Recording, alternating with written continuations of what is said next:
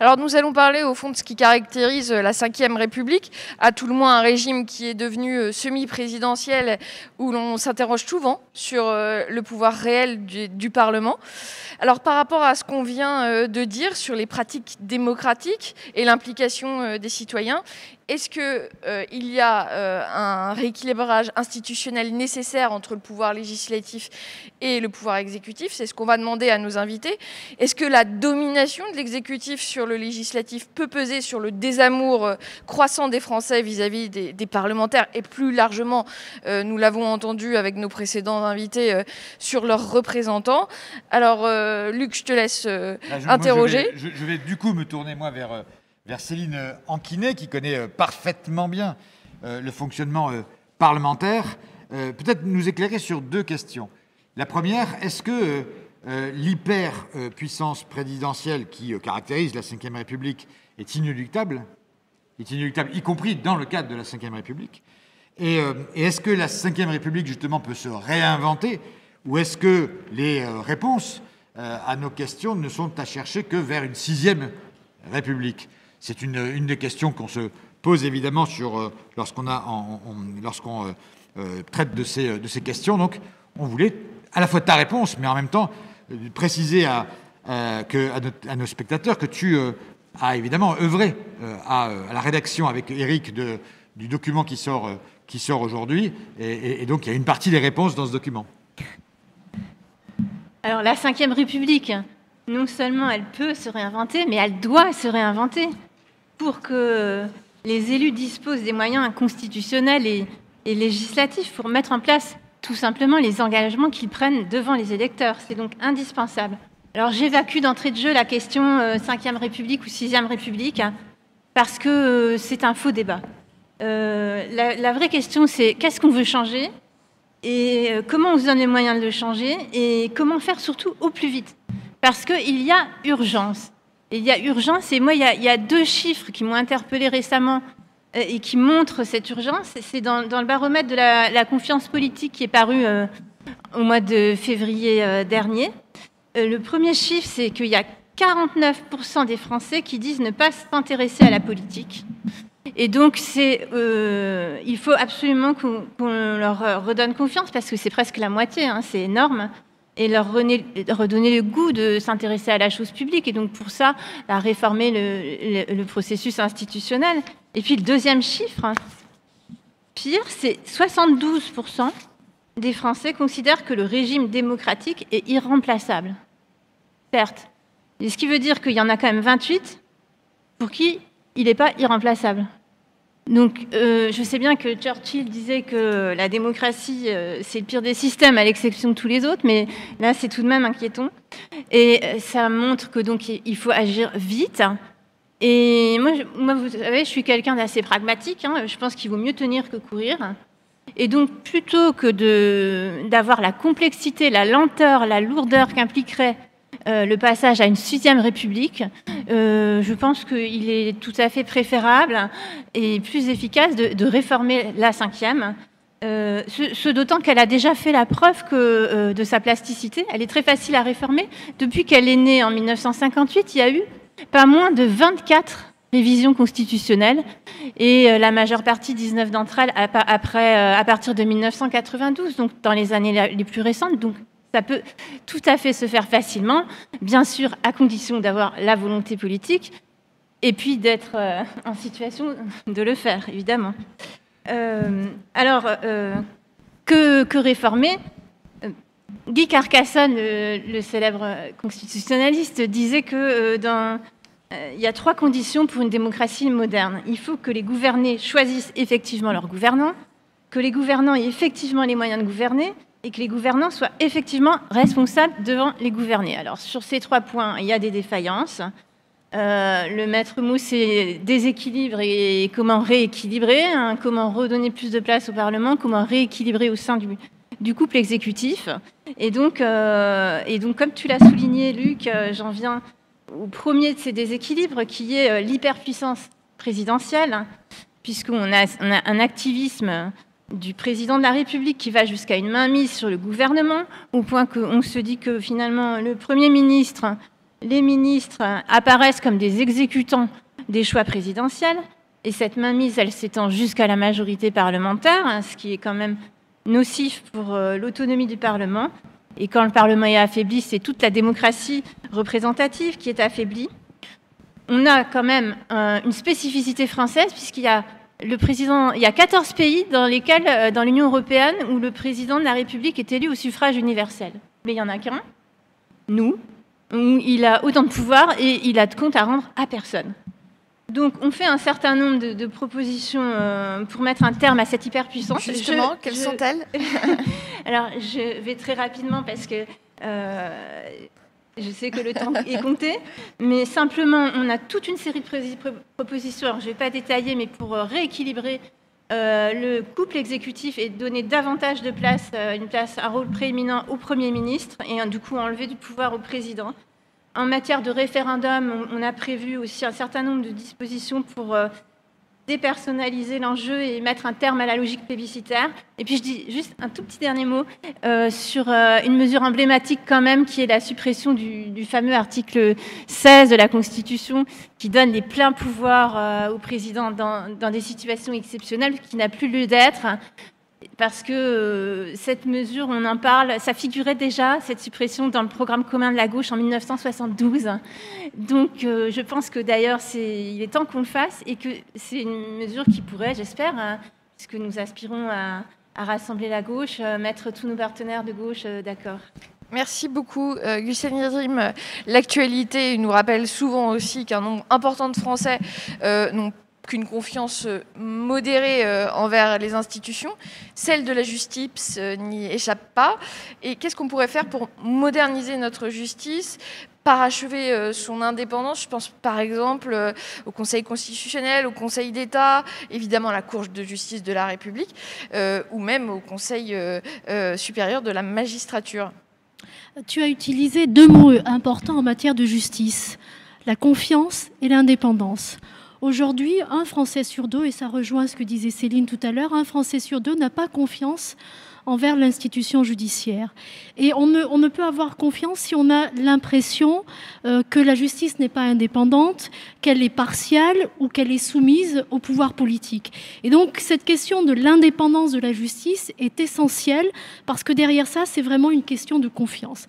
Alors, dans la Constitution, la question de l'indépendance est bien sûr abordée. Elle est consacrée dans l'article 64 de la Constitution, et elle découle de la séparation des pouvoirs. Mais il y a une ambiguïté dans notre Constitution. Ce même article dit que le président de la République est garant de l'indépendance de l'autorité judiciaire. Cela signifie que c'est le président de la République, chef de l'exécutif, qui est garant de cette indépendance. Et je ne peux m'empêcher de citer encore une fois Guy Carcassonne, c'est un bel hommage, qui disait que c'est consacré en fait le fait que le loup est quelque part le garant de la bergerie, puisque c'est le président de la République qui assure cette indépendance. Donc si on veut réformer l'indépendance de la justice, ça passe dans un premier temps par la suppression de ce texte. Certes, c'est symbolique, certes, c'est un principe, mais c'est important. Suppression de ce texte et ensuite une réforme, bien sûr, des différentes juridictions qui constituent la justice. Tu as parlé du Conseil constitutionnel. Alors, il y a tout un débat sur la question de savoir si, on pourrait l'avoir avec Benjamin Morel pendant des heures, sur la question de savoir si le Conseil constitutionnel est une juridiction. Il n'y a pas un litige au sens juridictionnel avec deux prétentions subjectives et contradictoires, mais on va pas rentrer dans ce débat. Ce qui, pour le Conseil constitutionnel, ça suppose véritablement une modernisation, non seulement de sa composition, mais de son fonctionnement. Sa composition, elle passe bien sûr par la fin de la présence des anciens présidents de la République qui sont membres de droit donc au sein du Conseil constitutionnel. C'est quand même un peu archaïque. Ça passe aussi par l'augmentation du nombre de membres au sein du Conseil constitutionnel de 9 à 12. Alors nous, on a fait le choix de faire 12 parce que ça favorise la parité. Et puis ça passe aussi par la modification de la désignation des membres du Conseil constitutionnel, une désignation qui, quelque part, est éminemment politique, et ça suppose une réflexion là-dessus. Le Conseil constitutionnel, modification de sa composition, de son fonctionnement. Tu as parlé de la Cour de justice de la République. Je crois qu'on est à un moment où on doit acter la suppression de cette instance parce qu'après tout, un ministre peut tout à fait donc relever des juridictions de droit commun, même pour des faits qui ont été commis à l'occasion de l'exercice de ses fonctions. Et peut-être aussi parce que les citoyens ne savent pas ce que c'est et que, bien sûr, par ailleurs, ça privilégie une certaine méfiance. Bien sûr, ça fait une justice un peu exceptionnelle et je crois qu'on doit lutter contre une justice exceptionnelle. Et après tout, il est tout à fait normal que les ministres relèvent des juridictions de droit commun, avec bien sûr certainement des garde-fous pour éviter que ça soit systématique, mais ça semble logique. Il y a aussi une autre juridiction qu'il faudrait réformer, le Conseil d'État. Le Conseil d'État a une double mission. Il a une mission juridictionnelle, c'est le plus haut degré de l'ordre administratif, et il a une mission de conseil. Conseil au gouvernement, notamment à l'occasion des projets de loi. Et ça crée quand même une certaine confusion, parce que dans certaines affaires, le Conseil d'État est un peu jugé parti, et il me semble, si on veut avoir une autorité administrative de ce niveau indépendante et sur laquelle il n'y a aucune suspicion, il faudrait séparer ces deux fonctions en deux entités distinctes. Et puis enfin, l'autorité judiciaire, tu en as parlé, la question de l'indépendance de l'autorité judiciaire, et derrière ça, le Conseil supérieur de la magistrature. Il y a déjà eu une réforme, notamment en 2008, qui a modifié sa composition, mais je crois qu'il faut aller plus loin dans cette réforme et porter une réforme ambitieuse qui ne se limite pas à simplement permettre l'avis conforme du CSM dans la nomination des magistrats du parquet ou un alignement de la procédure disciplinaire entre les magistrats du siège et les magistrats du parquet. Je pense qu'il faut aller au-delà en modernisant sa composition, en gardant la présence des personnalités, parce que je pense que ça permet d'avoir une institution qui est équilibrée, parce qu'avoir un CSM composé uniquement de magistrats n'est pas sain, mais en modifiant la nomination de ces personnalités qui, là encore, est éminemment politique. Ça peut être éventuellement un collège ad hoc qui désigne ces personnalités, et puis en renforçant les prérogatives du Conseil supérieur de la magistrature, notamment pour tout ce qui concerne la défense de l'indépendance de la justice, les questions déontologiques, la possibilité qu'il puisse se saisir d'office sur ces questions, et puis un Conseil supérieur de la magistrature qui suive en fait la nomination, mais aussi la carrière de magistrats et de l'ensemble des magistrats, pas uniquement les magistrats du siège. Merci Gülsen. On se tourne maintenant vers Benjamin Morel. D'abord, merci d'avoir accepté notre invitation. Vous qui êtes un expert connu et reconnu de ces questions constitutionnelles. Alors peut-être votre point de vue sur ce qui au fond constitue la trame du document qu'on sort aujourd'hui, à la fois la déprésidentialisation, une présidence en tout cas moins oppressante, moins présente, et une plus grande parlementarisation. Donc dans ce couple-là, comment vous voyez, quel est l'avis en tout cas de l'expert que vous êtes ? Oui, en introduction, vous avez parlé de régime semi-présidentiel. Le vocable, à mon avis, est assez intéressant en réalité, parce que quand on pense au régime semi-présidentiel, tel qu'il avait été défini par Duverger, on pense à un régime qui serait un peu mixte en réalité, un peu parlementaire, un peu présidentiel. La réalité, c'est que le président français a, dans son système politique, beaucoup plus de pouvoir que son homologue américain. Et qu'on a en réalité, en France aujourd'hui, le régime dans lequel le président de la République en Occident a le plus de pouvoir et où le Parlement en a le moins. On a le Parlement le plus rationalisé de l'ensemble du monde occidental. Tant qu'on ne rompra pas cela, eh bien... C'est le cas depuis 1958 ou vous pensez qu'il y a eu des... C'est le cas depuis 1958 et ça n'a été qu'en s'accroissant en réalité. C'est-à-dire que de réforme en réforme, on a en effet beaucoup touché à la Constitution, et même quand on a essayé de corriger le tir, en réalité, on n'a fait qu'accroître le poids du président de la République. Il y a d'abord la période gaullienne, et puis ensuite vous avez un accroissement de ce poids-là, notamment à travers le quinquennat. On va y revenir sans doute, mais le fait d'avoir aujourd'hui des législatives qui sont dans les roues de la présidentielle font que les parlementaires doivent, pour ceux de la majorité, leur mandat au président de la République. Ils n'ont été élus, abstention différentielle faisant, que parce que le président de la République a été élu. Ça minore la place des partis, y compris dans la composition des programmes, alors qu'ils étaient centraux lorsqu'on avait des élections législatives intermédiaires. Et ça fait réellement des parlementaires les obligés du président de la République pour leur élection, et plus important, pour leur réélection, parce que si je suis parlementaire de la majorité, pour être réélu, j'ai tout intérêt à ce que le chef de l'État le soit également. Donc à partir de là, vous avez un Parlement qui est dans les mains de l'Élysée, et le gouvernement, en France, est responsable devant le Parlement. C'est pour ça qu'on parle, en réalité, d'un point de vue purement constitutionnel, de régime parlementaire. Mais en réalité, ce gouvernement est responsable devant un Parlement qui est l'obligé du président de la République. Donc à partir de là, vous avez une inféodation et du gouvernement et du Parlement à l'Élysée, et vous avez cette concentration, cette hyper-concentration des pouvoirs. Et il ne s'agit pas de s'intéresser uniquement au texte de la Constitution. Parce qu'en réalité, si on regarde la Constitution de 1958, on se rend compte de deux choses. D'abord, la France est un régime parlementaire. Le gouvernement est responsable devant le Parlement. Et ensuite, le président de la République n'a en droit pas tant de pouvoirs que ça. Il a quelques pouvoirs propres, etc., qui sont des pouvoirs qu'on dit de pouvoirs neutres, c'est-à-dire la possibilité d'intervenir en cas de crise, article 16, dissolution, etc.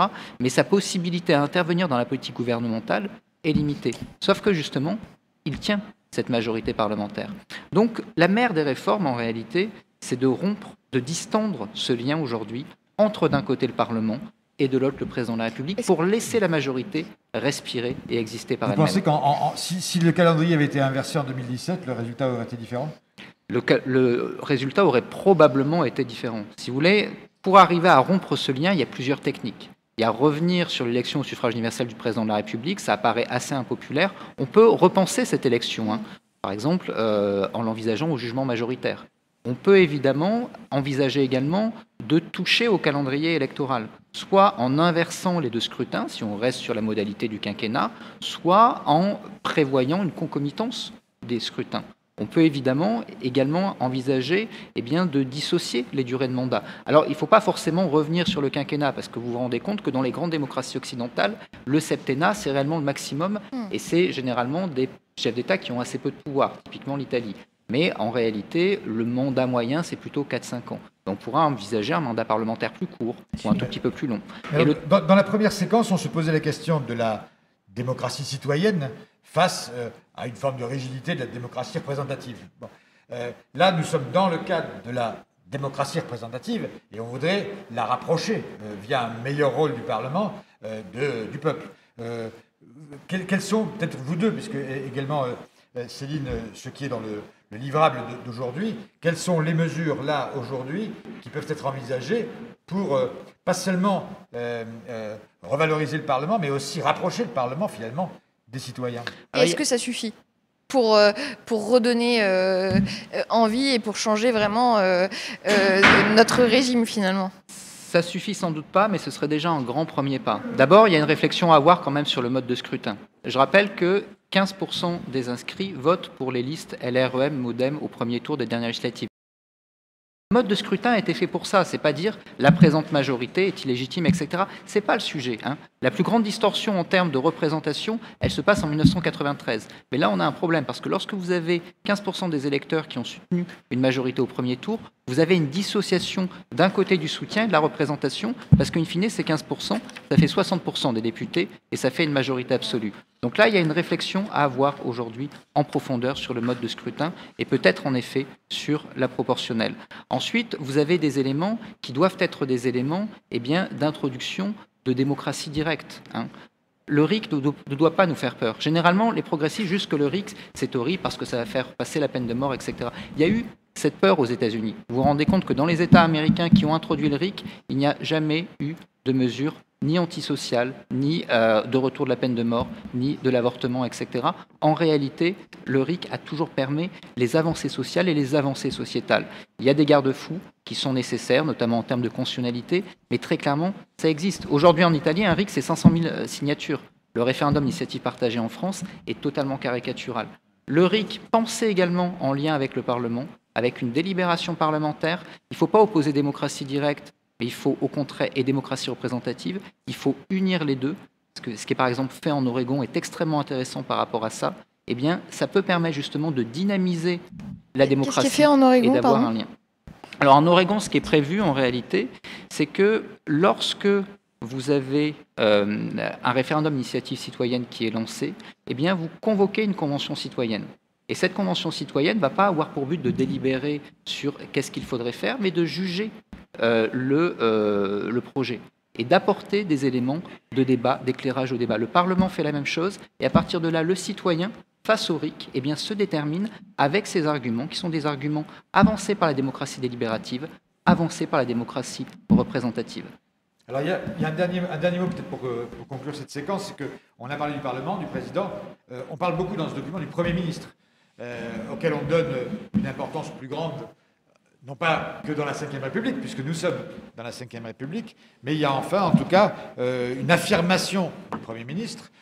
Il y a notamment une proposition qui n'est pas d'actualité, mais qui est de dire que le Premier ministre doit être issu de la majorité parlementaire, ce qui n'a pas toujours été le cas, à commencer par aujourd'hui. Donc peut-être, Céline, un dernier mot sur ce rôle on a parlé du Parlement, mais ce rôle du Premier ministre un peu particulier donné dans ce document. Oui, je voudrais tout de même dire un petit mot tout de même sur le Parlement avant de parler du Premier ministre, parce que je ne peux que partager le constat que vient de faire Benjamin Morel sur la dépréciation continue du pouvoir parlementaire. Et j'insiste sur le point que pour que notre projet puisse s'incarner dans la matière, rien ne sera possible sans un Parlement fort. Et si nos concitoyens ont la tentation de l'antiparlementarisme, c'est parce qu'ils ne voient plus l'utilité du Parlement. Donc j'insiste sur la nécessité de leur redonner confiance, et ça passe par la réforme des institutions. Le débat démocratique, il doit avoir lieu au sein du Parlement, sereinement. Il ne doit pas avoir lieu dans les médias, sur les réseaux sociaux, dans l'invective permanente en faisant le buzz. Donc on a formulé énormément de propositions là-dessus pour supprimer les dispositions qui entravent le blocage du Parlement, pour donner des pouvoirs de contrôle, d'évaluation, donner des nouveaux droits à l'opposition. Donc on a toute une série de mesures que malheureusement on n'a pas avoir le temps de dire. Mais qui sont consultables sur notre plateforme. Mais il y a quand même une disposition, si je devais en retenir qu'une, ce serait le nerf de la guerre, hein, c'est-à-dire les finances. Parce que les parlementaires, finalement, ne peuvent quasiment rien faire en matière de finances. Ils ne peuvent pas augmenter des charges. En matière de loi de finances, ils sont très, très contraints, et le Parlement, finalement, ne vote que sur une très faible partie du projet de loi de finances. Et finalement, est-ce que vous connaissez beaucoup de mesures qu'on va pouvoir mettre en œuvre et qui ne coûtent rien ? Non.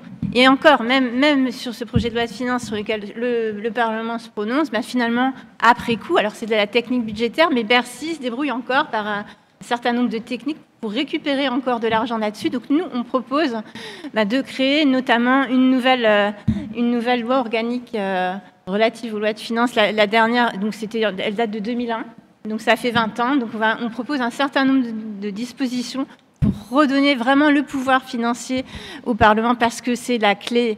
Et je dis un mot, effectivement, j'en ai parlé déjà tout à l'heure du fait de la nécessité de rééquilibrer au sein du pouvoir exécutif sur le Premier ministre, donc redonner le rôle de déterminer et conduire la politique de la nation au Premier ministre, et remettre le président uniquement dans son rôle d'arbitre. Et on a un certain nombre de mesures pour placer l'essentiel des pouvoirs du côté du Premier ministre. Donc tu viens de le dire, le fait qu'il soit issu des rangs des députés de la majorité, confier la nomination du gouvernement exclusivement au Premier ministre, et lui confier une mesure emblématique, le pouvoir de dissolution. Merci. On va retrouver tout à l'heure Benjamin Morel. Oui, dans la dernière séquence. Donc, je reste là. Donc l'hyper-présidentialisation qu'on souhaite modérer, revaloriser le rôle du Parlement, revaloriser, on vient de le dire, le rôle du Premier ministre, faire en sorte que la justice soit plus indépendante. Voilà, c'est un peu les quatre grands axes de ce deuxième chapitre, de cette deuxième séquence. Et on va passer donc à la troisième, cette fois-ci, sur la décentralisation.